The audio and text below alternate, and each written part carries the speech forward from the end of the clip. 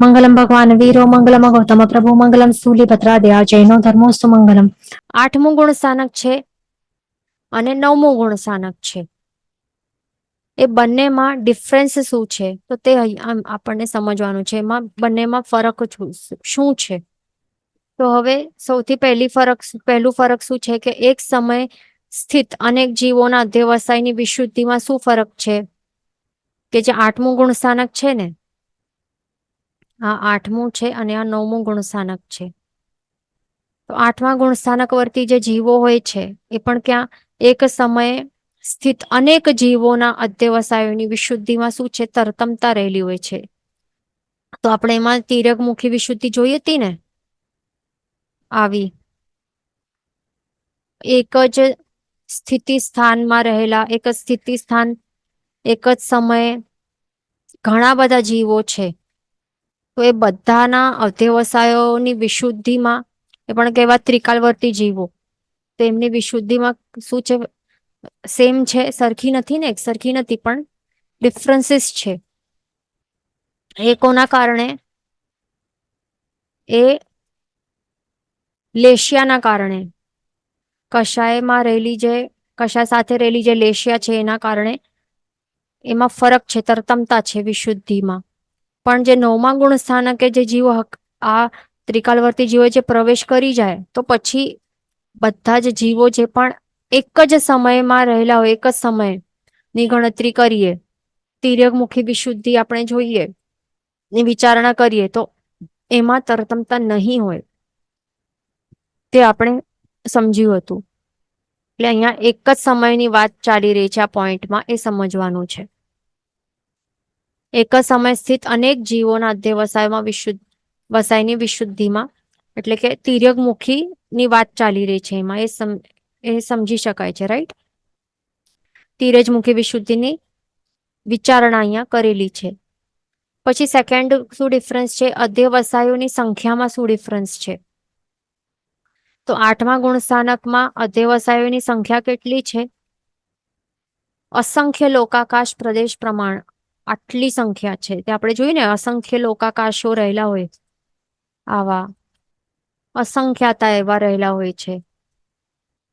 જો એવા હોય, એમ સાચે તો નહીં હોય ને, એક જ છે ને, લોકાકાશ એક જ છે. પણ જો અસંખ્યાત એવા લોકાકાશો રહેલા હોય છે તો એમાં પ્રદેશો કેટલા હોય છે? લોકાકાશના પ્રદેશો કેટલા હોય? તો એટલા અસંખ્યાતા હોય ને. તો અધ્યવસાયોની સંખ્યા કેટલી હોય? આટલા પ્રમાણમાં હોય છે. અસંખ્યાતા આટલી અસંખ્યાતા હોય છે. 8મા ગુણ સ્થાનકે રહેલા જીવોના અધ્યવસાયની સંખ્યા આટલી બધી હોય છે. પણ હવે 9મું ગુણ સ્થાનક છે, એમાં કોઈ જીવ ચડી જાય તો એમાં અધ્યવસાયોની સંખ્યા કેટલી છે 9મા ગુણ સ્થાનકે? તો હવે અહીંયા 8માંથી નીકળીને હવે 9મામાં પ્રવેશ કરે છે અને અહીંયા 10માનું બોર્ડર છે અહીંયા. તો કેટલી વાર લાગે 9મા ગુણ સ્થાનકે રહેવા માટે જીવને? કેટલી લાગે? એક અંતર્મુહૂર્તનો સમય લાગે ને. તો એક અંતર્મુહૂર્તમાં કેટલા સમયો હોય છે? એ જીવ કેટલા સમય સુધી રહેલું છે એક અંતર્મુહૂર્તમાં? તો એટલા અધ્યવસાયોની સંખ્યા જાણવી. કારણ કે પહેલા સમયમાં અધ્યવસાય તો સરખા જ હોય ને બધા જીવોના, તો તે એક જ અધ્યવસાય ગણવાનું. ઉપર ચડતા બીજા સમય પછી એક અધ્યવસાય, ત્રીજા સમય એક અધ્યવસાય, ચોથા સમય એક અધ્યવસાય. તો એવી રીતે અંતર્મુહૂર્તના જેટલું લિમિટ છે ત્યાર સુધી કેટલા સમયો છે તે ગણવા, અને તેટલા જ અધ્યવસાયો હોય છે 9મા ગુણ સ્થાનકમાં. તો તે છે અનિવૃત્તિ ગુંઠાના અંતર્મુહૂર્તના સમયો પ્રમાણ આટલા પ્રમાણમાં અધ્યવસાયોની સંખ્યા જાણવી. પછી વિશુદ્ધિ કેવી છે તો તે પોઈન્ટ છે નેક્સ્ટ. તો વિશુદ્ધિની વિચારણા કેવી રીતે કરવામાં આવેલી છે અહીંયા? એક તો તિર્યકમુખી અને ઉર્ધ્વમુખી બંને આપણે જોઈ હતી ને. તિર્યકમુખી એટલે કે આ એક જ સમયમાં આપણે આ બધા જીવો, બધા જે એક ફર્સ્ટ સમયમાં રહેલા જે ત્રિકાલવર્તી જીવો છે બધાની વિશુદ્ધિ ની વિચારણા આપણે કરી હતી આ 8મા ગુણ સ્થાનકે, અને ઉર્ધ્વમુખી પણ આપણે કરી હતી. તિર્યકમુખી વિશુદ્ધિમાં પણ તરતમતા રહેલી હોય છે અને ઉર્ધ્વમુખી વિશુદ્ધિ માં પણ તરતમતા રહેલી હોય છે ને, તો એ બંને હોય છે એમાં 8માં. પણ 9માં ઉર્ધ્વમુખી જ હોય છે. કેમ તિર્યકમુખી નથી હોતું? કારણ કે હમણાં જ આપણે જોયું, તિર્યકમુખી વિશુદ્ધિની વિચારણા આપણે કરીએ તો બધાની તરતમતા છે જ નહીં ને, ડિફરન્સ છે જ નહીં, સેમ જ છે, સરખી વિશુદ્ધિની માત્રા છે, અધ્યવસાય એક જ છે, એક જ ટાઈપનું છે. એટલા માટે તિર્યકમુખી વિશુદ્ધિની વિચારણા નથી કરવામાં આવતી, પણ માત્ર ઉર્ધ્વમુખી. આવી રીતે ઉર્ધ્વમુખી વિશુદ્ધિની વિચારણા કરાય છે એમાં, કારણ કે પહેલા સમય કરતા બીજા સમયમાં વિશુદ્ધિમાં ફરક હોય છે, અનંત ગુણી વધારે હોય છે.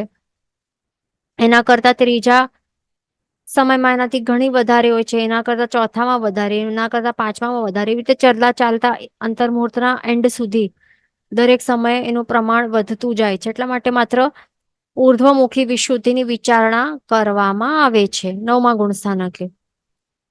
ઓકે, પછી ચોથું પોઈન્ટ શું છે કે વિશુદ્ધિ ક્યાં અને કેટલી વધારે હોય છે. 8મા ગુણસ્થાનકમાં શું બતાવે છે કે અનિવૃત્તિ ગુંઠાણા કરતા અનંત ગુણી ઓછી હોય છે. અનિવૃત્તિ ગુંઠાણું એટલે કયો? 9મું. તો 9મા ગુણસ્થાનક કરતા આ 8મા ગુણસ્થાનકની તો ઓબ્વિયસલી ઓછી જ હોય ને, પણ કેટલી ઓછી હોય? અનંત ગુણી ઓછી હોય છે, ધ્યાન રાખવું. અને આમાં 9મા ગુણસ્થાનકનું આપણે જો કમ્પેર કરીએ વિથ 8મા ગુણસ્થાનક થી, નિવૃત્તિ ગુંઠાણું એટલે 8મું ગુણસ્થાનક, તો એના સાથે કમ્પેર કરીએ તો 9મા ગુણસ્થાનકની વિશુદ્ધિની માત્રા કેટલી વધારે હોય? વધારે તો પણ કેટલી? અનંત ગુણી વધારે હોય. આ પણ સિમ્પલ ઇઝી પોઈન્ટ છે ને. તો આટલું આપણે સમજી લીધું. પછી નેક્સ્ટ પોઈન્ટ આપણને સમજવાનું છે કે અધ્યવસાયની આકૃતિ કેવી છે. આ 8મા ગુણસ્થાનકે અને આ 9મું ગુણસ્થાનક છે. તો 8મા ગુણસ્થાનક વાળું જે અધ્યવસાયોની જો આપણે આકૃતિ જાણીએ તો એ કેવી હોય? વિષમ ચતુરસ્ર કહેવાય છે. વિષમ ચતુરસ્ર એટલે કે કેવી હોય છે? આપણે ડ્રો કરીને બતાવીએ. આવી હોય છે. ચતુરસ્ર એટલે કે શું? ચતુ એટલે કે 4 અને અસ્ત્ર એટલે કે ખૂણા, એટલે 4 ખૂણા. પણ એ 4 ખૂણાને વાળાને શું કહેવાય? એ સ્ક્વેર પણ હોય ને, સ્ક્વેર પણ હોય, એક પ્રોપર રેક્ટેંગલ પણ હોય. સ્ક્વેર રેક્ટેંગલ હોય એવા નહીં, પણ વિષમ ચતુરસ્ર એક એવું શેપ કહેવાય. વિષમ ચતુરસ્ર એટલે વિષમ 4 ખૂણા, એટલે કે આવા ટાઈપનું. પ્રોપર રેક્ટેંગલ નહીં, સ્ક્વેર પણ નહીં, પણ આવા ટાઈપનું વિષમ ચતુરસ્ર કહેવાય છે.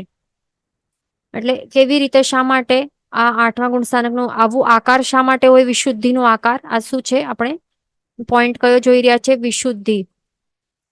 વિશુદ્ધિનો આકાર એવું છે. આ છે વિષમ ચતુરસ્ર આકાર છે. તો આવા ટાઈપનો આકાર શા માટે કહેવાય છે? કારણ કે આપણે શું જોયું? તિર્યકમુખી વિશુદ્ધિ અહીંયા આપણે એવી રીતે જોઈ. પહેલા સમય, આ ફર્સ્ટ સમય, પછી બીજા સમય અહીંયા આપણે શું જોયું કે આપણે એક પોઈન્ટ ભણ્યા હતા ને કે અધ્યવસાયોની માત્રા દરેક સમય વધતી જાય છે.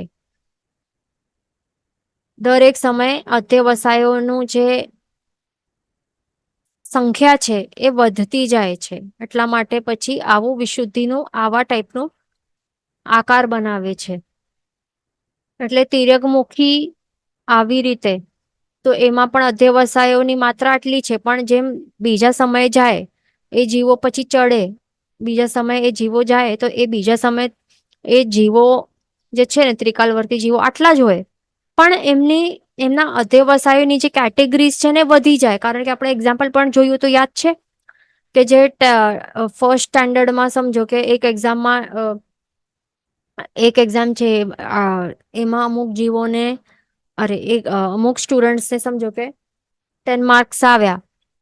કેટલા 10 સ્ટુડન્ટ્સને 10 માર્ક્સ આવ્યા. પણ હવે જ્યારે સેકન્ડ સ્ટાન્ડર્ડમાં જશે તો આટલા 10 સ્ટુડન્ટ્સ જશે, પણ હવે બધાને સેમ માર્ક્સ નહીં આવે. 5 સ્ટુડન્ટ્સને 10 આવ્યા, સોરી 20 આવ્યા, બાકીના 5ને 30 આવ્યા. એટલે કે હવે અહીંયા શું વધી ગયા ને, બે કેટેગરીઝ થઈ ગયા. એવી જ રીતે અધ્યવસાયોની જે ઇન્ટેન્સિટી અહીંયા જે બીજા સમયે જાય છે જીવો, એટલા જીવો જશે, પણ હવે અહીંયા શા માટે આવું અહીંયા વધી ગયું છે? આમાં વધતું જાય છે. શા માટે વધે છે? કારણ કે અધ્યવસાયોની સંખ્યા વધતી જાય છે, આટલી કેટેગરીઝ વધતી જાય છે. એટલે 20 માર્ક્સ વાળા જીવો અને 30 માર્ક્સ વાળા જીવો, એટલે બે કેટેગરી થઈ ગયા. હજી હવે સમજો ત્રીજા સ્ટાન્ડર્ડમાં જશે તો આટલા 10 જણા જ જશે, પણ માર્ક્સ કેટલા લાવશે હવે? સમજો કે 5 જણા 5 માર્ક્સ લાવશે, બાકીના 5 10 માર્ક્સ 5 સ્ટુડન્ટ 10 માર્ક્સ લાવશે, પછી કેટલાક સમજો કે 20 માર્ક્સ લાવશે, એટલે કે પાછા અહીંયા વધી ગયા ને માર્ક્સની જે કેટેગરી છે વધી ગઈ. તો એવી રીતે અધ્યવસાયો ની માત્રાઓ વધી જાય છે. સેમ જીવો જે આગળ આગળ આગળ જાય છે તો અધ્યવસાયોની સંખ્યા વધતી જાય છે અહીંયા. એવું છે આ, એટલા માટે એવી રીતે શેપ થાય છે અહીંયા, એ ધ્યાન રાખવાનું. બરાબર. તો આવી રીતે આ વિશુદ્ધિનું આકાર એવું છે 8મા ગુણ સ્થાનકે. પણ હવે 9મા ગુણ સ્થાનકે રહેલું જે જીવો છે એમનું વિશુદ્ધિનો આકાર કેવું છે? તો કહેવાય છે કે એ મોતીની માળાની શેર જેવું હોય છે. તો મોતીની માળા એટલે કે કેવું? મોતીની માળાની શેરો કેવા હોય? એક નાનકડું અહીંયા મોતી, પછી મોટું મોતી, પછી ત્રીજું મોતી, ચોથું મોતી, પાંચમું મોતી, છઠ્ઠું મોતી. આ શું થાય છે અહીંયા જોઈ શકો છો ને કે મોતીઓનું સાઈઝ અહીંયા વધતું જાય છે એવી રીતે સ્ટ્રેટ. તો એમાં શું છે કે દરેક સમય શું થાય છે અહીંયા? હવે સમજો કે આ 9મું ગુણ સ્થાનક છે, એનું કાળિક અંતર્મુઠ જેટલું હોય ને ટોટલ અહીંયાથી અહીંયા, તો પહેલા સમયમાં એવી રીતે આટલી વિશુદ્ધિ હતી. બરાબર. આ એક જ અધ્યવસાય સ્થાન હતું ને, બધાનું શું હોય છે? બધા જ જીવોનું ફર્સ્ટ સમયમાં રહેલા ત્રિકાલવર્તી બધા જ જીવોનું વિશુદ્ધિની માત્રા કેટલી હોય? એક સરખી હોય ને, તરતમતા નથી હોતી. ખાસ ધ્યાન રાખવાનું, તરતમતા નથી હોતી. એટલા માટે અહીંયા બધા એક કેટેગરી વાળા. પછી બીજા સમય શું થાય છે? હવે એ જીવોનું જે વિશુદ્ધિ જે છે એ કેટલી વધી જાય છે? અનંત ગુણી વધી જાય છે. પછી ત્રીજા સમયે એ જીવોની વિશુદ્ધિની માત્રા હજી વધારે અનંત ગુણી વધી જાય છે. તો ચોથા સમય એટલે વધતી જાય છે, વધતી જાય છે, વધતી જાય છે. તો એવી રીતે આપણે સમજવાનું. એટલા માટે એક એવું હોય છે, જે મોતીની જે મોટા મોટા મોતીના જે સાઈઝ છે મોટા મોટા મોટા થતા જાય છે, અને મોતીની માળા જેવું એક શેર, એક લાઈન એવી થઈ જાય, એવું આ વિશુદ્ધિનો આકાર છે આ 9મા ગુણ સ્થાનકે રહેલા જીવોનું. એ ધ્યાન રાખવાનું. હવે આટલું આપણે ફરક જોયા. હવે નેક્સ્ટ ડિફરન્સ શું છે બંનેમાં? હવે આ 8મા ગુણ સ્થાનકે, એક મિનિટ આ ડિલીટ કરી નાખ્યું બધું. હા, નેક્સ્ટ ફરક શું છે અહીંયા કે આ 8મા ગુણ સ્થાનકે શું હોય છે? 5 પ્રકારના કરણ એ જીવ પ્રવર્તે છે. 5 પ્રકારના કરણ કયા હતા? સ્થિતિઘાત, રસઘાત, ગુણસંક્રમ, ગુણશ્રેણી અને અપૂર્વ સ્થિતિબંધ. તો 5 પ્રકારના કરણ એ જીવ પ્રવર્તતો હતો. અને આ 9મા ગુણ સ્થાનકે શું કરે છે જીવ? અહીંયા શું કરે છે? અહીંયા સ્ટાર્ટ શું કરે છે કે જે બે પ્રકારના જીવ હોય છે ને, એક તો ઉપશમક જીવ હોય છે અને બીજા ક્ષપક જીવ હોય છે. તો ઉપશમક જીવ શું કરશે? મોહનીય કર્મ, ચારિત્ર મોહનીય કર્મની જે પ્રકૃતિઓ છે બાકીની એને ઉપશમાવે છે. અને ક્ષપક વાળું જીવ છે એ શું કરશે? ક્ષય કરે છે. કેટલીક જે પ્રકૃતિ હોય મોહનીય કર્મની એનો ક્ષય કરતું જાય છે. બરાબર. એટલે 8મા ગુણ સ્થાનકે શું સ્ટાર્ટ કરે છે જીવ? 5 કરણો કરવાનું સ્ટાર્ટ કરે છે અહીંયાથી, એનો પ્રારંભ કરે છે. અને 9મા ગુણ સ્થાનકે શેનું પ્રારંભ થાય છે? મોહનીય કર્મનું જીવ, જે ઉપશમક જીવ મોહનીય કર્મને ઉપશમાવવાનું સ્ટાર્ટ કરે છે, અને જે ક્ષપક જીવ છે તો એ મોહનીય કર્મની કેટલીક પ્રકૃતિનો ક્ષય કરવાનો પ્રારંભ કરે છે. તો આ બે વસ્તુઓ સમજવાની છે. આટલા આપણે પોઈન્ટ સમજી લીધા 9મા ગુણ સ્થાનકનું. નેક્સ્ટ આપણે આગળ ચાલશું આમાં જ 9મા ગુણ સ્થાનકમાં. આ જે 9મું ગુણ સ્થાનક છે એમાં આપણને એક ધ્યાન રાખવાનું છે કે એમાં જે આપણે શું ભણ્યા હતા, છઠાણ વડિયા ભણ્યા હતા, યાદ છે 8મા ગુણ સ્થાનકમાં?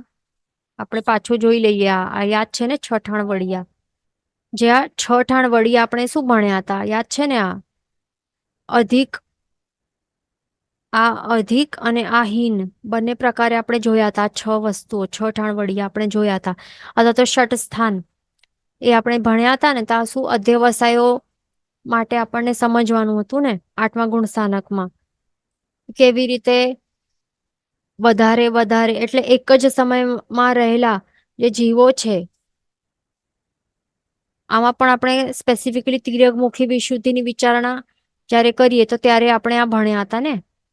તિર્યકમુખી વિશુદ્ધિની વિચારણા કરીએ, એક જ સમયે રહેલા બધા ત્રિકાલવર્તી જીવોના અધ્યવસાયોમાં તરતમતા કેવી કેવી છે, કેવા ટાઈપ્સની છે. એક જીવ સાથે આપણે કમ્પેર કરી બીજા જીવો સાથે, એટલે જે એકદમ જગન્ય વિશુદ્ધિ વાળા સાથે આપણે, જે વધારે અધિક વિશુદ્ધિ વાળા હોય છે એમની સાથે આપણે કમ્પેર કરતા હતા. તો કેટલા પ્રમાણમાં વધેલી હોય, અથવા તો જે ઉત્કૃષ્ટ લેવલ વાળું વિશુદ્ધિ વાળું જીવ હોય એક, તો એની સાથે બીજા જે ઓછા ઓછા પ્રમાણની વિશુદ્ધિ વાળા જીવો હોય, તો એમાં કેટલા હીન પ્રમાણમાં વિશુદ્ધિઓ રહેલી હોય, કેટલા પ્રમાણે હીન હોય છે વિશુદ્ધિઓ અધ્યવસાયોની. તો તે આપણે ભણ્યું હતું ને, છઠાણ વડિયા. તો એ 8મામાં હોય છે, 9મામાં નહીં હોય. એ હજી એક ફરક છે, એ ધ્યાન રાખવાનું. બરાબર. પછી નેક્સ્ટ આપણે પોઈન્ટ આપણે એ સમજી લઈએ કે આપણે કાર્ડ પણ ભણી લીધું હતું, આ 9માનું કાર્ડ. હવે એક પોઈન્ટ આપણે અહીંયા સમજવાનું છે કે જે જીવ જે શ્રેણીમાં ચડતો હોય છે, જીવ ક્યાં શ્રેણી. હવે શ્રેણી આપણે ભણીએ જ ને, 2 પ્રકારે હોય છે. એક તો ઉપશમ શ્રેણી અને બીજી કઈ હોય છે, ક્ષપક શ્રેણી.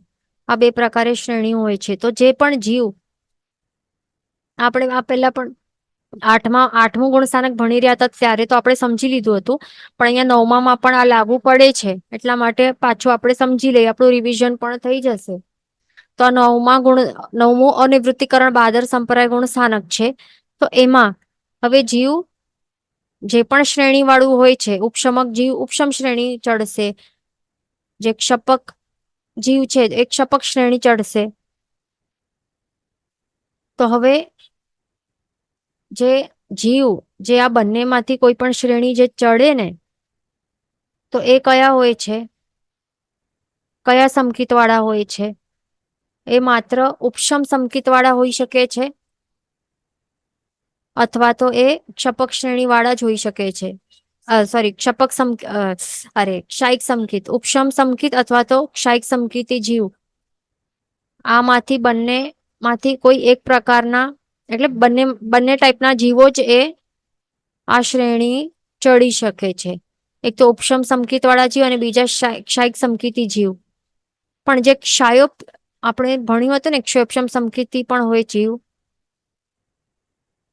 તો જે ક્ષયોપશમ સમકિતી જીવ હોય ને, તો એ નહીં ચડી શકે. આ બંને શ્રેણીઓમાં ચડી નહીં શકે. એ ખાસ ધ્યાન રાખવાનું. કારણ કે ક્ષોપશમ અહીંયા શું છે, નામ શું છે, ઉપશમ શ્રેણી છે, ક્ષપક શ્રેણી છે. પણ અહીંયા એવી કોઈ શ્રેણી છે, ક્ષયોપશમિક શ્રેણી એવી કોઈ નથી ને. કેમ? કારણ કે ઉપશમ વાળા જે જીવો છે, ઉપશમ સમકિત વાળા જીવો છે, અથવા તો ક્ષાયિક સમકિત જે જીવો છે, એ શું કરે છે, મોહનીય કર્મો છે એને ઉપશમ કરે અથવા તો ક્ષય કરે અને પછી એ ચડી શકે છે. જે ઉપશમ શ્રેણી વાળા હોય છે શું કરે, મોહનીય કર્મોને ઉપશમ કરે. ક્ષપક શ્રેણી વાળા જે જીવો છે એ મોહનીય કર્મનો ક્ષય કરતા કરતા ચડે છે. પણ અહીંયા કોઈ ઉપશમ કરતો નથી, મોહનીય કર્મનું ક્ષયોપશમ નથી કરતા, મોહનીય કર્મનો ક્ષયોપશમ નથી કરતા જીવો. કાં તો ઉપશમ કરે છે, સર્વોપશમન કરે છે, એટલે સર્વથા ઉપશમ કરે છે, અથવા તો સર્વથા ક્ષય કરે છે. ક્ષય એટલે કે નાશ કરે છે જીવો મોહનીય કર્મોનો. એટલા માટે 2 જ શ્રેણીઓ છે, ઉપશમ અથવા તો ક્ષપક શ્રેણી. પણ કોઈ પણ ક્ષયોપશમક શ્રેણી નથી, કારણ કે ક્ષયોપશમ સમકિતી જીવો એ શ્રેણી ચડતા જ નથી, ચડી શકતા નથી. એમનું શું હોય છે, કયો કર્મ ઉદયમાં હોય છે, સમકિત મોહનીય કર્મ ઉદયમાં હોય છે ને એમનો, એટલા માટે તેઓ ચડી શકતા નથી. માત્ર જે કોણ ચડી શકે છે, જે અનંતાનુબંધી 4 કર્મો છે, અનંતાનુબંધી 4 કર્મો અને જે દર્શન 3 દર્શન કર્મો છે, દર્શન ત્રિક છે. આ દર્શન સપ્તક કહેવાય ને ટોટલ. તો એ 7 કર્મો છે, એ દર્શન સપ્તક છે. એનું સર્વથા જે ઉપશમ કરે અથવા તો ટોટલી ક્ષય કરે એના બાદ જ એ શ્રેણીમાં ચડી શકે છે. શું? જે અનંતાનુબંધી 4 કર્મો છે પ્લસ 3 દર્શન, એટલે કે એને શું કહેવાય, દર્શન સપ્તક કહેવાય ને આ 7 કર્મોને.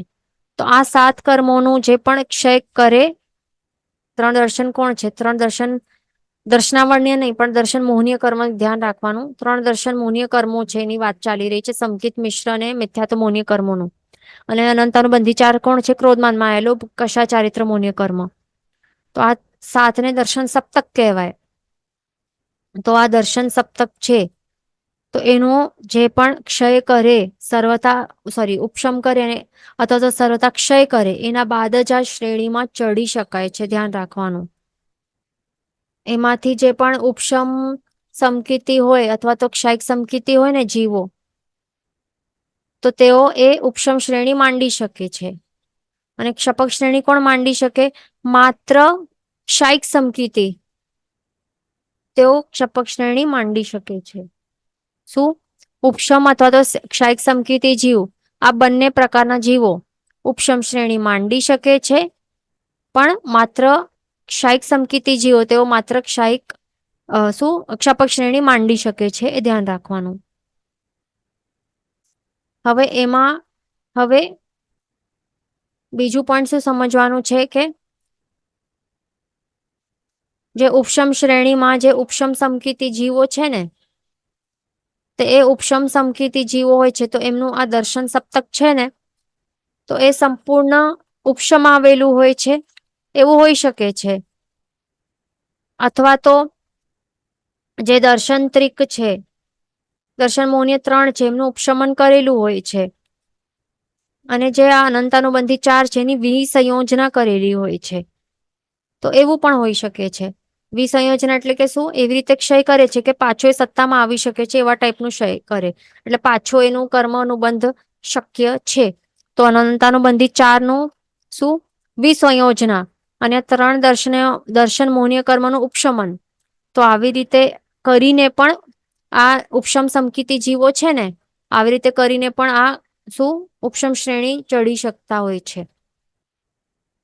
પણ પાછા આગળ ચાલીને એના શું થાય છે? ઉદયમાં આવી જાય છે કર્મો, સત્તામાં એ આવી જાય છે કર્મો.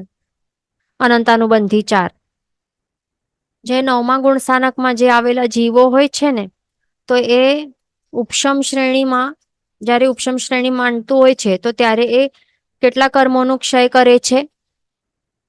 9મા ગુણ સ્થાનકે આવેલા જીવોનું જે જીવો છે જે ઉપશમ શ્રેણીમાં આવે છે, તો તેઓ મોહનીય કર્મની એ કેટલી પ્રકૃતિઓ ઉપશમ આવે છે? 20 પ્રકૃતિઓ ઉપશમ આવે છે. અને જે ક્ષપક શ્રેણીમાં આવેલા જે જીવો છે એ મોહનીય કર્મની 20 પ્રકૃતિઓને સર્વથા ક્ષય કરે છે, એ ધ્યાન રાખવાનું. બીજું એ ધ્યાન રાખવાનું કે જે પણ જીવો, જે ક્ષાયિક સમકીતિ જીવો હોય છે ને, તો એ ક્ષાયિક સમકીતિ જીવો જો પહેલા જ એ ભાવમાં ક્ષાયિક સમ્યક તો એને પ્રગટ થાય એનાથી પહેલા જો એમણે નેક્સ્ટ ભાવનું આયુષ્યનું બંધ કરી દીધું, તો પછી શું થાય એમનું? એ જ ભાવમાં એ પછી ક્ષપક શ્રેણી માંડી શકે? તો એ નહીં માંડી શકે. પણ એમના અધ્યવસાય જો એવા ચડી જાય ને, તો ક્યારેક એ ઉપશમ શ્રેણી પણ માંડી શકે છે, એ ધ્યાન રાખવાનું. અહીંયા ક્વેશ્ચન છે કે સંક્રમ અને બીજું ઉદ્વલના, તો એમાં શું ફરક છે એવું ક્વેશ્ચન છે. તો આપણે જે ગુણ સંક્રમ આપણે ભણ્યું હતું ને 8મા ગુણ સ્થાનકમાં જે કરણ થતા, તો એનું આપણે સમજી લઈએ. તો સંક્રમ એમાં જે શું થાય છે કે એક ટાઈપનું જે કર્મ છે, આ એક ટાઈપનું કર્મ છે, તો એમાંથી એ ટ્રાન્સફોર્મ થાય છે બીજા ટાઈપના કર્મમાં. એટલે કે સત્તામાં રહેલું એક અશુભ કર્મ છે, તો એનું એ શું થાય છે? એનું ટ્રાન્સફોર્મેશન થતું જાય છે. એ પણ જે પણ બંધાતો એવું શુભ કર્મની અંદર એનું ટ્રાન્સફોર્મેશન થાય છે અને એ ઉદયમાં આવે છે, એ ધ્યાન રાખવાનું. એટલે કે મેન જે ગુણ સંક્રમ જે છે ને, એટલે કે શું મેન, એટલે કે સંક્રમ આ શબ્દનું મિનિંગ શું થાય છે કે એક કર્મનું બીજા કર્મમાં ટ્રાન્સફોર્મ થઈ જવું. અહીંયા એક્ઝામ્પલ છે કે અશુભ કર્મ છે એનું જે સજાતીય કર્મ હોય છે એવું શુભ કર્મ જે હશે તો એમાં ટ્રાન્સફોર્મ થઈ જાય છે. અહીંયા બધું ટ્રાન્સફોર્મ થઈ જાય છે અને એ ઉદયમાં આવતું જાય છે. અને ઉદવલના આપણે ભણ્યું હતું ને, ઉદવલના તો એ ઉદવલના એટલે કે શું, આપણે આ ઉપશમ સંકેત સમ્યક્ત્વમાં આપણે ભણ્યું હતું, ચોથા ગુણસ્થાનકે આ ભણ્યું હતું ઉદવલના. તો એ આપણે શું જોયું હતું કે જ્યારે એ જીવ શું કરે છે, ઉપશમ સંકેતી જીવ ઉપશમ સમ્યક્ત્વનું જે ઉપશમ અધ્ધા પૂરી થઈ જાય પછી એ વખતે પછી એ શું કરે છે, ત્રિપુંજીકરણ કરે છે ને, તો 3 પુંજમાંથી અશુદ્ધ, એ 3 પુંજમાંથી જો સમજો કે અશુદ્ધ જે પુંજ છે, અશુદ્ધ પુંજ છે, મિથ્યાત્વ મૌન્ય કર્મ વાળું અશુદ્ધ પુંજ કહેવાય ને, જો એનું ઉદયમાં, જો એ ઉદયમાં આવી જાય તો દેટ મીન્સ એ જીવ એ ફર્સ્ટ ગુણસ્થાનકે ચાલ્યો ગયો ને, મિથ્યાત્વ ગુણસ્થાનકમાં. તો એ વખતે બાકીના 2 પુંજો પણ એને બનાવ્યા હતા, અશુદ્ધ પુંજ અને અર્ધ શુદ્ધ પુંજ. તો ત્યારે એનું શું થાય, તો ત્યારે એ ટ્રાન્સફોર્મ થવાનું સ્ટાર્ટ થઈ જશે અને સત્તામાંથી પછી ઓછો ઓછો કરીને એ ખતમ કરી નાખે પછી સત્તામાંથી. એટલે કે જે મિશ્ર મોહનીયનું જે આટલું છે, આટલા પ્રદેશો, તો એ ધીરે ધીરે કરીને બધા રસ, કયા રસમાં થશે ટ્રાન્સફોર્મ, અશુભ રસમાં વધારે, એ એટલે કે જે મિથ્યાત્વ મોહનીય કર્મમાં એ ટ્રાન્સફોર્મ થતા જાય છે અને પછી ઓછું ઓછું ઓછું થઈને આખો સંપૂર્ણ પુંજ ખાલી થઈ જાય છે. અને સંકિત મૌન્ય કર્મો છે જે શુદ્ધ પુંજવાળું છે એ પણ એ ટ્રાન્સફોર્મ થાય છે. શેમાં ટ્રાન્સફોર્મ થાય છે, મિથ્યાત્વ મૌન્ય કર્મમાં ટ્રાન્સફોર્મ થાય છે. ધીરે ધીરે ધીરે કરીને આખો એ પુંજ ખાલી કરી નાખે, એટલે આખો જે ટ્રાન્સફોર્મ થઈ જાય. સંકિત મૌન્ય એ મિથ્યાત્વ મૌન્યમાં બધું ટ્રાન્સફોર્મ થઈ જાય. તો આવા ટાઈપનું જે પ્રોસિજર થાય છે, પ્રોસેસ થાય છે, તો એને ઉદ્વલના કહેવાય છે. એટલે કે બંનેમાં થાય તો શું છે, સંક્રમમાં કે ઉદ્વલનામાં બંનેમાં થાય તો છે ટ્રાન્સફોર્મેશન જ થાય છે. સજાતીય કર્મોમાં એ એક કર્મ બીજા એના જે સજાતીય કર્મમાં એ ટ્રાન્સફોર્મ જ થાય છે. મેન તો એ જ વાત છે અહીંયા. પણ ઉદ્વલનામાં શું, જે એક પુંજ છે આખો પૂરો ખાલી થઈ જાય છે, ટ્રાન્સફોર્મ થઈને આખો ખતમ થઈ જાય છે ઈજામાં. જ્યાં ત્રિપુંજીકરણ વાળા આ પ્રોસેસમાં સ્પેસિફિકલી એવું થાય છે. એટલે મેન અહીંયા એ સમજવાનું કે આખો ખાલી થઈ જાય એવું, એ ઉદ્વલના આ શબ્દનું મિનિંગ આપણે સમજીએ ને તો ટ્રાન્સફોર્મેશન જ થાય છે. એક કર્મથી બીજા એના સજાતીય કર્મમાં ટ્રાન્સફોર્મ થવું, એ જ ઉદ્વલના છે. અને સંક્રમ પણ એ જ છે કે એક કર્મમાંથી એના બીજા સજાતીય કર્મમાં ટ્રાન્સફોર્મ થઈ જવું. પણ આ ગુણ સંક્રમ વાળું જે પ્રોસેસ છે એમાં આપણે એ કહી શકીએ કે અશુભમાંથી શુભમાં સંક્રમ થાય છે. પણ ઉદ્વલના વાળું પ્રોસેસ છે એમાં શું થાય છે, અશુભમાં, શુભ છે ને, શુભમાંથી અને જે અર્ધ શુદ્ધ છે એમાંથી અશુભમાં ટ્રાન્સફોર્મ થતું જાય છે. તો એ આપણે એક ફરક આ પોઈન્ટ આપણે કહી શકીએ એમાં. હવે આગળ આપણે ચાલીએ. હવે આ એક ક્વેશ્ચન છે કે વિચ 20 પ્રકૃતિ ક્ષય અને ઉપશમમાં વિચ પ્રકૃતિ. તો હવે આ 9મા ગુણસ્થાનકે જે પણ જીવો આવ્યા હોય છે, તો એ ઉપશમ શ્રેણી જયારે કરતા હોય, માનતા હોય, તો ત્યારે મોહનીય કર્મની 20 પ્રકૃતિઓ ઉપશમ આવે છે. અને ક્ષપક શ્રેણી વાળા જીવો 20 પ્રકૃતિ એનું સંપૂર્ણ ક્ષય કરે છે. તો આના રિલેટેડ ક્વેશ્ચન છે કે કઈ 20 પ્રકૃતિ ક્ષય અને કઈ 20 પ્રકૃતિ ઉપશમ. તો એ આપણને સમજવાનું કે ટોટલ મોહનીય કર્મના કેટલા છે કર્મો, પ્રકૃતિઓ, એની છે 28 પ્રકૃતિઓ.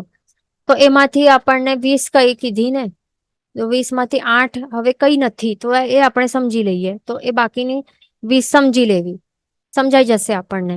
તો 8 છે, કઈ 8 નથી, તો એક તો દર્શન સપ્તક, એ તો આપણને અલગથી આપણે જોઈ લીધું ને. દર્શન સપ્તકમાં 7 કર્મો આવે, અનંતાનુબંધી 4, પ્લસ 1 કયો, પ્લસ 3 કયા, દર્શન મોહનીય 3, એટલે એવી રીતે 7, પ્લસ 1 કયો. તો આ દર્શન સપ્તક નું તો પેલા જે શ્રેણી માનતા એનો ક્ષય અથવા તો ઉપશમ કરી નાખે છે ને. એટલા માટે આ 7 નું આપણને ગણવાનું નથી. અને જે 1 છે એ કયો સમજવાનો? સંજ્વલન લોભ છે. તો એ 9મા ગુણ સ્થાનક એનું એ કઈ નથી કરતો, પણ આગળ 10મામાં કરશે. એટલા માટે અહીંયા એક 10મામાં હજી એ ઉદયમાં રહેશે, એટલે એ આપણે આગળ જોશું. પણ મેન એ સમજવાનું કે 9મા ગુણ સ્થાનક કે સ્પેસિફિકલી 9મા ગુણ સ્થાનક આ જે સંજ્વલન લોભ છે, કયો સંજ્વલન લોભ છે, એ સ્પેસિફિકલી 9મા ગુણ સ્થાનકમાં એ નથી કરતો. આગળ ચાલીને 10મામાં એ જે કરશે એ કરશે, પણ અહીંયા 9મામાં એ નથી કરતો. એટલા માટે 9મું જે સંજ્વલન લોભ છે એ છોડીને અને દર્શન સપ્તક એ તો પેલા જેણે ક્ષય અથવા તો ઉપશમ કરી દીધું, અને આ સંજ્વલન લોભને આગળ પછી કરશે જ્યારે ઉપર ચડશે 10મામાં, તો ત્યારે. એટલા માટે આ 8 ટોટલ કર્મો એ છોડીને બાકીના જે 20 છે એ 20 બાકીના છે, તો એનું જીવ 9મા ગુણ સ્થાનકે શું કરે છે? એને ઉપશમ આવે છે અથવા તો ક્ષય કરી નાખે છે. ધ્યાન રાખવાનું.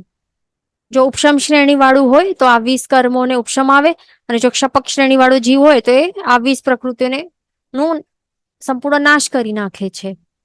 એ ધ્યાન રાખવાનું. અને આ 7નું તો પહેલા જે ઉપશમ અથવા તો નાશ કરી દે છે, અને જે એક બાકી છે સંજ્વલન લોભ એનું પછી આગળ કરશે. તો અહીંયા હવે નેક્સ્ટ અહીંયા ટેબલ આપણને શું દેખાય છે? અહીંયા એક ક્વેશ્ચન આવે છે કે ઉદ્દવલના ગુણ સંક્રમનું એક સેન્ટેન્સમાં પ્લીઝ રિપીટ કરવા માટે. તો બંને વર્ડ્સનું મિનિંગ શું થાય છે? ઉદ્દવલના હોય અથવા તો સંક્રમ કહીએ, બંનેનું મિનિંગ શું થાય છે? ટ્રાન્સફોર્મ થવું. પણ હવે સિમ્પલ વર્ડ્સમાં શું કે જ્યારે ઉપરનું ગુણ સ્થાનક હોય છે તો ત્યારથી હવે જો નીચે પડે છે, નીચાના ગુણ સ્થાનકમાં પડે છે, સમજો ચોથા ગુણ સ્થાનકે છે, હવે જીવ નીચે પડીને પહેલા ગુણ સ્થાનકમાં આવી જાય છે, મિથ્યાત્વ ગુણ સ્થાનકમાં, તો ત્યારે એ શું કરશે? જે શુભ કર્મો છે, જેમ કે સંકિત મોન્ય કર્મ જેવા જે શુભ પુંજ જેવું છે ને, શુભ પુંજ કહેવાય એનામાં એને, તો એને જે શુભ પુંજ છે એ કન્વર્ટ થઈ જાય છે અશુભ પુંજમાં. એને સત્તામાંથી કાઢવાનું એ જીવ સ્ટાર્ટ કરી નાખે છે, અને કાઢીને એને ટ્રાન્સફોર્મ કરે છે મિથ્યાત્વ મોન્ય કર્મમાં. અશુભ પુંજમાં એને ટ્રાન્સફોર્મ કરતો જાય છે, એને કહેવાય છે ઉદ્દવલના. અને સંક્રમ ક્યારે? જ્યારે હવે એ સંક્રમ ક્યારે કરે? જ્યારે જીવ ઉપરના ગુણસ્થાનકમાં ચડી રહ્યો છે. ફોર એક્ઝામ્પલ આપણે ક્યાં જોયું સંક્રમ? 8મા ગુણસ્થાનક થી એ 5 કરણો કરવાનું સ્ટાર્ટ કરે છે ને, એટલે ઉપરના ગુણસ્થાનકો જે છે એમાં એનું આ ચાલી રહ્યું છે પ્રોસેસ, 5 કરણો ચાલી રહ્યા છે. તો એમાંથી એક ગુણ સંક્રમ પણ એક પ્રોસેસ હોય છે. તો એ ગુણ સંક્રમનું પ્રોસેસ જે છે કરણ છે, તો એમાં એ શું કરે છે જીવ? એ ટ્રાન્સફોર્મ કરે છે. પણ કેવી રીતે? સત્તામાંથી ખલાસ નથી કરતો, પણ એ શું કરે છે કે જે અશુભ જે પ્રકૃતિ છે ને, સત્તામાં રહેલી જે અશુભ પ્રવૃત્તિ છે, તો એને ટ્રાન્સફોર્મ કરે છે શેમાં? બંધાતી એવી જે શુભ પ્રકૃતિ હોય છે, એ પણ કેવી? સજાતીય. બંધાતી એવી સજાતીય શુભ પ્રકૃતિમાં એને ટ્રાન્સફોર્મ કરતું જાય છે, તો એને કહેવાય છે સંક્રમ. અને ઉદ્દવલનામાં શું જોયું કે સત્તામાંથી એ કાઢતો જાય છે, અને જે શુભ પ્રકૃતિ હોય છે એને એની સજાતીય અશુભ પ્રકૃતિમાં એ ટ્રાન્સફોર્મ કરતું જાય છે. એ બંને આપણે અહીંયા ફરક જોયા હતા. અહીંયા ક્વેશ્ચન છે કે say full name of Saptak. સપ્તકનું ફૂલ નેમ દર્શન સપ્તક છે. દર્શન સપ્તક કહીએ ને જ્યારે આપણે, તો દર્શન સપ્તક એટલે કે શું? 7 કર્મોનું એક ગ્રુપ કહેવાય. સપ્તક એટલે કે 7. અને કેવા 7 કર્મોનું ગ્રુપ છે? જે સમ્યક દર્શન ગુણ છે ને, દર્શન આ વર્ડ શા માટે છે? જે સમ્યક દર્શન ગુણ છે આત્માનું, એને એ અટકાવે છે, એનું આવરણ કરે છે. એવા 7 જે કર્મો છે, 7 કર્મોના જે ગ્રુપ છે, જે સમ્યક્ત ગુણ ને ઢાંકે છે, રોકે છે, કે અટકાવે છે, કે જે પણ કરે છે, કે અતિચાર લગાડે છે, તો એવું જે ગ્રુપ ઓફ કર્મ છે એ 7 છે. તો એવા 7 ગ્રુપ ઓફ કર્મોને દર્શન સપ્તક કરીને આ વર્ડ કહેવાય છે. અને એમાં કોણ આવે છે? અનંતાનુબંધી 4 કર્મો પ્લસ દર્શન મોહનીય 3. એટલે કયા? અનંતાનુબંધી 4 કયા હોય છે? ક્રોધ, માન, એક મિનિટ, અનંતાનુબંધી કયા 4? ક્રોધ, માન, માયા અને લોભ. એ પણ કેવા? અનંતાનુબંધી ક્રોધમાન માયા લોભ, કશાય, ચારિત્ર, મોહનીય કર્મો. તો એ કહેવાય છે અનંતાનુબંધી ચાર. જ્યારે પણ આ શબ્દ આવે ને અનંતાનુબંધી ચાર, તો કયા સમજવાના? અનંતાનુબંધી ક્રોધ, કશાય, ચારિત્ર, મોહનીય કર્મ. અનંતાનુબંધી માન, કશાય, ચારિત્ર, મોહનીય કર્મ. અનંતાનુબંધી માયા, કશાય, ચારિત્ર, મોહનીય કર્મ. અને ચોથો અનંતાનુબંધી લોભ, કશાય, ચારિત્ર, મોહનીય કર્મ. તો આ ચાર કર્મોને અનંતાનુબંધી ચાર એ શોર્ટ ફોર્મમાં શાસ્ત્રમાં લખેલું હોય છે. આ ચાર સમજી લીધા. હવે બાકીના ત્રણ કોણ છે? દર્શન ત્રિક પણ કહેતા હોય છે એને. તો દર્શન ત્રિક કયા કર્મો છે? ત્રણ. સંકિત મોહનીય. સંકિત મોહનીય એ કયા ટાઈપનું છે? દર્શન મોહનીય કર્મ છે ને. પછી મિશ્ર મોહનીય કર્મ અને મિથ્યાત્વ મોહનીય કર્મ. તો આ ત્રણ કર્મો જે છે, સંકિત મોહનીય, મિશ્ર મોહનીય, મિથ્યાત્વ મોહનીય કર્મ, આ ત્રણે કોના સબટાઇપ્સ છે? દર્શન મોહનીય કર્મના સબટાઇપ્સ છે. એટલા માટે ત્રણેને દર્શનત્રિક પણ કહેતા હોય છે.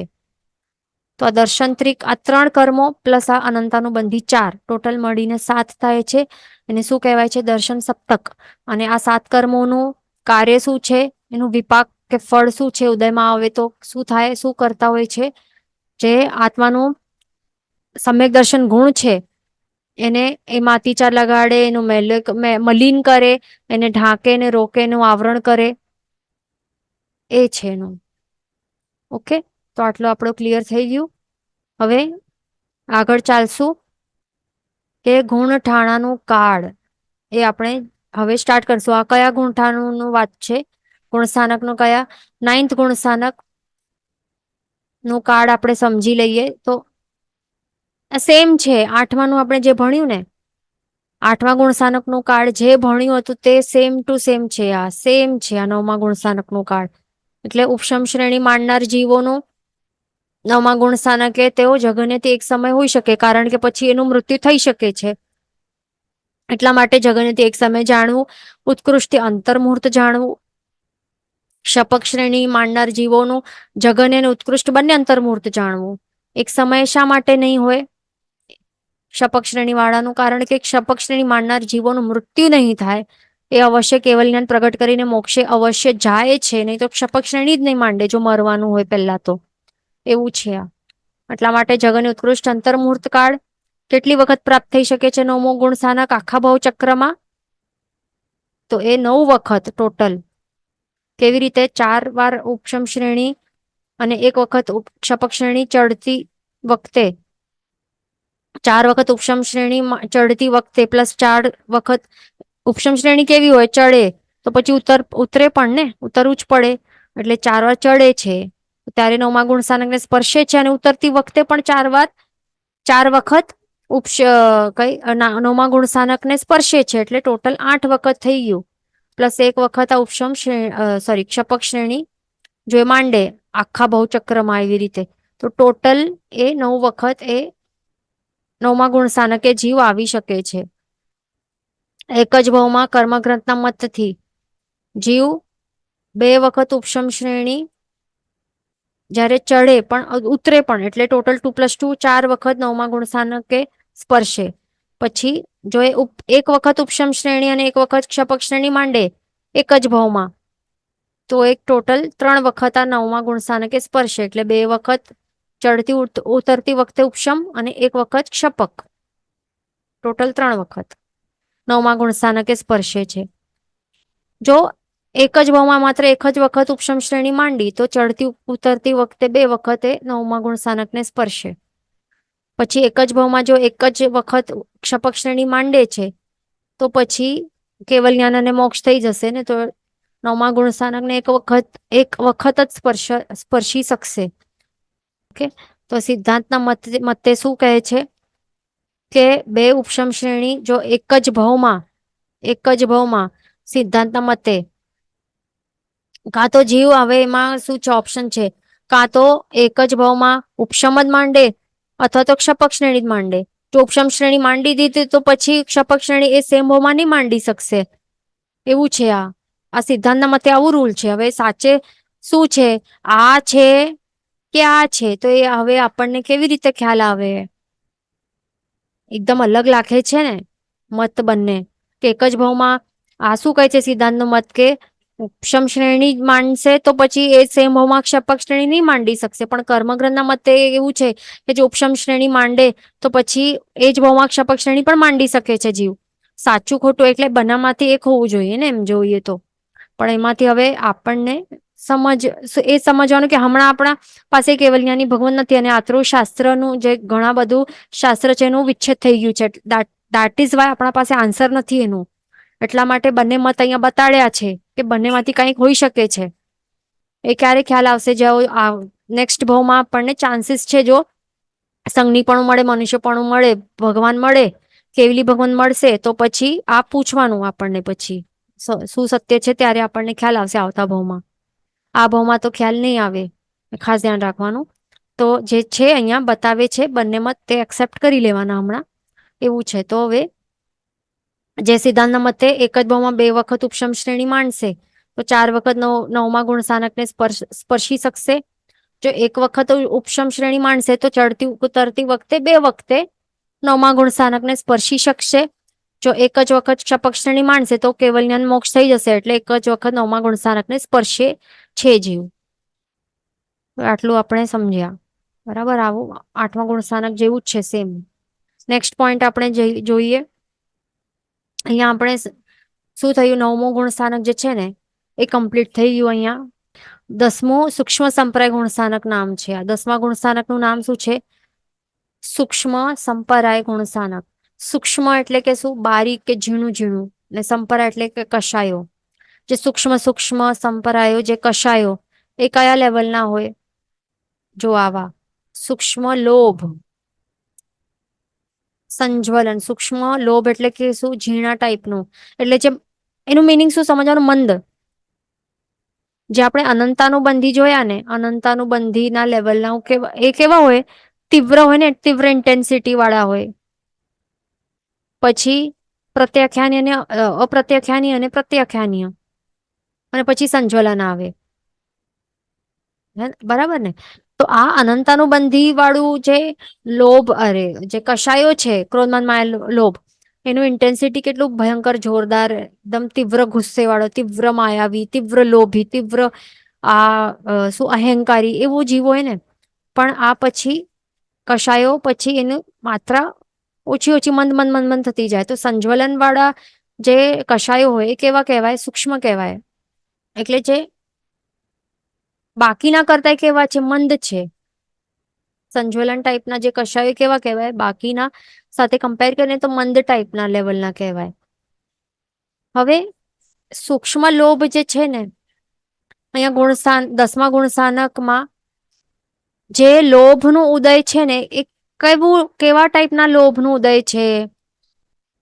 એ સંજ્વલન લોભ છે. એટલે એ મંદ તો છે, યસ, આ મંદ છે, પણ એમાં પણ હજી કેવું? સૂક્ષ્મ છે. ખાસ ધ્યાન રાખવાનું. સંજ્વલન લોભનું ઉદય તો છે 10મામાં, પણ એ પણ કેવું છે?